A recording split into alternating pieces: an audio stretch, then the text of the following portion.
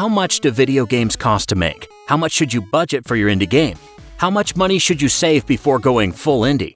We get these types of questions a lot. For any aspiring game developer out there, it's important to not just know how much it can cost to make all sorts of games, but also where these costs come from and how budgets for creating games are decided upon. That's why we took a look at what it costs to make a game. Today, we're going to look at 5 real-world examples of video game production budgets. We are Ask Gamedev, and this is how much video games cost to make. Welcome back. If you're new to Ask Gamedev, we make videos to help you learn about the gaming industry so that you can elevate your games and inspire others. If you're on a game dev journey yourself, consider subscribing. We'd love to help you along the way. And if you'd like to continue the conversation, join our Discord server. Check out the description for an invite link. In order to figure out how much it costs to make games, considering the wide array of games that are out there, we looked into examples from several different games from different studios. Each has different styles, budgets, and retail costs. We hope this list will help all of you up-and-coming devs to know when the time is right to start pursuing that passion project you've been pining to pick up. So, let's dive right in. Cultist Simulator, produced by the British indie studio Weather Factory, is a card game simulator revolving around an incredibly deep lore surrounding the Eldritch mythos, sunken cities, and features a nostalgic roaring 20s aesthetic. The Lovecraftian loving couple behind Weather Factory, Alexis Kennedy and Lottie Bevan, embarked on their mission to create narrative-heavy games in 2017 and have already made this multiple award-winning cult hit. Although it appears complex, the development team spent way more time honing the story threads that weave the intricate mechanics of the game into its incredibly fun final form than they did lacing together the overly complex strings of code. According to a blog post released by Alexis Kennedy himself, in service of supplying all you curious devs with straightforward answers to your questions about what it costs to make an indie game, the estimated production budget for Cultist Simulator was £134,760. Here's a quick breakdown. Alexis and Lottie estimated that their internal costs for staffing themselves would be £63,500. Freelancers for UI, art, music, and sound effects, £22,300. Licenses, software, and hardware, £6,000. Marketing, £15,000. Operations and legal, £5,500. And finally, a pessimistic contingency on the final total to account for anything they may have missed, bringing their grand total to £134,760. So, how did the development team do against their expense budget? They were almost spot on, with a total cost of £131,515. As of February 2019, Cultist Simulator, which retailed for $19.99 on Steam, had sold roughly 105,000 units. In terms of platforms, the majority, at 88% of the share of these units, were sold through Steam, followed by Humble, then GOG, and finally itch. This led to a gross revenue of $1.76 million. After accounting for all costs of operation and the cuts taken by platforms, their partners, and taxes, Weather Factory definitely still came out way ahead, and Cultist Simulator was a clear financial success. Their blog post isn't just about the numbers, though. It includes a wealth of information and is a must-read for any dev thinking about starting their own studio. We'll have a link to it in the description. Another Kickstarter success story, Shovel Knight, is a side-scrolling 2D adventure game reminiscent of NES-era pixel art platformers like Mega Man and DuckTales. Created by Yacht Club Games and since expanded upon in multiple versions available on a variety of platforms, the game wasn't originally a sure bet. The game raised over $328,000 through its Kickstarter and PayPal donation campaigns in 2013. That sounds like a lot, right? Well, after paying taxes and Kickstarter fees, that large-sounding number didn't turn out to be so big, especially considering that a team of 6 people were being employed to develop the game. The team actually had to operate in a very lean way, given their budget. There's a common metric that professional game development producers use to define staffing costs, and that is the man-month rate. This metric is the monthly cost of employing a staff member. Based on the 2-year development timeframe projected for Shovel Knight, a 6-person team would need 144 staff months of capacity. At a fairly conservative cost of $10,000 a staff month, a simple calculation shows this project would need $1.44 million to cover staffing costs alone. Yacht Club Games made up for this budget gap by asking their dev team members to go without pay for a portion of development. Thankfully, Shovel Knight became an immediate success and sold over 75,000 copies in its first week. It then exceeded the expected lifetime goal set by the team of 150,000 units within its first month on the market, selling roughly 180,000 units. Fast forward to today, and Shovel Knight has released on 12 platforms and sold over 2.5 million copies. He has had over 25 appearances and cameos in other games, including Smash Bros., and there's even going to be a Shovel Knight board game. Shovel Knight is an indie legend, and the dev team's days of working with tight budgets are long gone. Alright, let's talk AAA development budgets. We're taking a look at the wildly popular, massive global hit, Destiny. Developed by Bungie, Destiny is an online multiplayer FPS combined with elements of a sci-fi RPG. During the development and pre-release period following the game's announcement, there was a lot of buzz going around that the game would have one of the largest budgets any game had ever had. This was because Bungie had made a deal with the then newly merged Activision Blizzard for them to work as Destiny's publisher.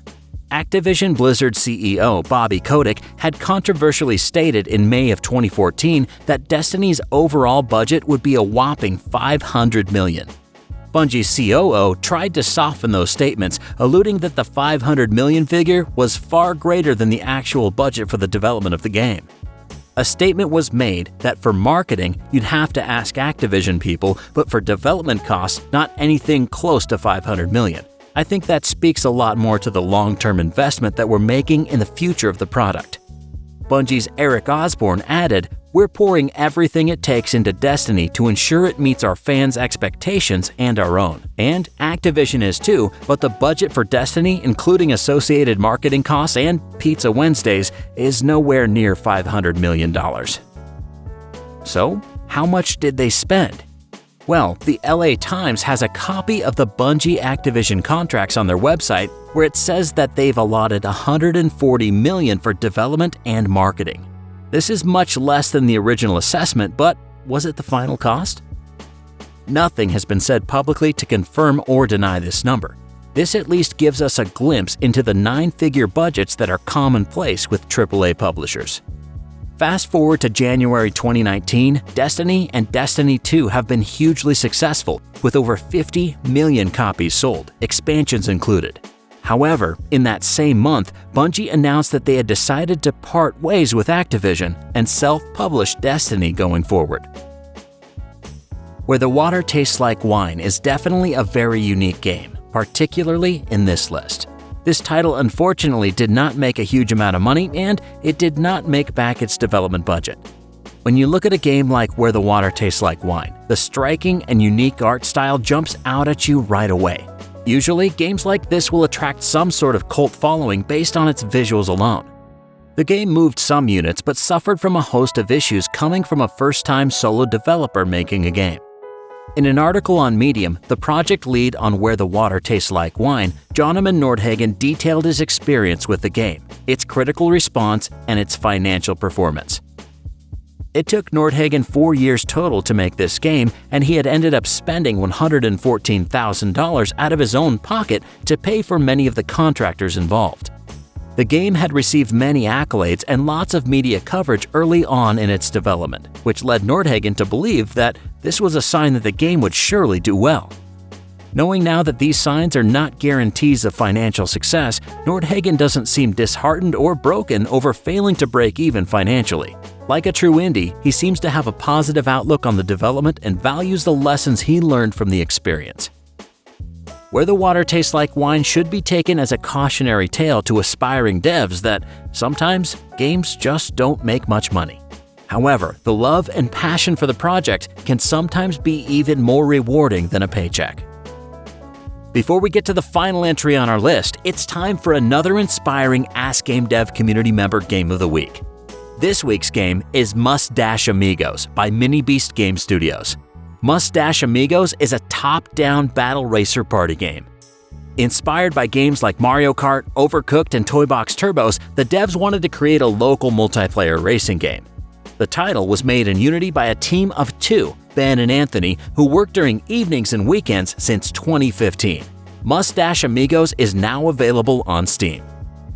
Brigadore is an isometric, real-time tactical mech game that was the brainchild of the indie studio Stellar Jockeys. The game took 5 years for the team to develop completely from scratch. It runs on an entirely original custom engine and was made with the goal of being a truly unique experience. This example will be a little bit different than the rest on this list because instead of the cost of development, the developers chose to talk about their opportunity cost instead. If you haven't heard the term opportunity cost before, it is defined as the loss of potential gain from other alternatives when one alternative is chosen.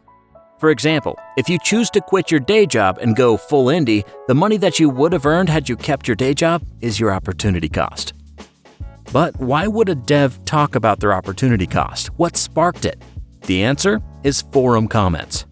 On the Brigadore Steam forum, some users pointed out that $20 was too high of a price for the game. One user commented, $15 is perfect for this game, while another said, £10 sounds about right. To explain why they thought the game should cost $20, the devs talked about what they sacrificed to release the game. The team spent 5 years working on Brigadore, with most of those 5 years being full-time, working 6 to 7 days a week and 8+ hours a day. There were 4 team members in total, and they funded the project entirely out of pocket. After platform fees and taxes, which the team calculated would be roughly 50%, without factoring in expenses, at a $20 price tag, the team would have to sell 25,000 copies to compensate themselves at minimum wage. With expenses factored in and to give themselves a reasonable living, they'd have to sell roughly 50,000 copies. So let's work with that last number, 50,000 copies. 50,000 copies at $20 would yield $1 million. After platform fees and taxes, they would be at $500,000. $500,000 would give the team what they thought was a reasonable wage and cover all development expenses. Mind you, this would have them each making less than $12.50 an hour for the last 5 years, so it is not an extravagant living wage. If you're planning your own game dev budget, you would be hard-pressed to find talent to work for that much, let alone for 5 years. At the end of the day, though, Brigadore did well enough to enable the devs to make a second game. It was also followed up by an extended edition, Brigadore Up Armored Deluxe. The sequel, Brigadore Killers, is set to launch in 2020.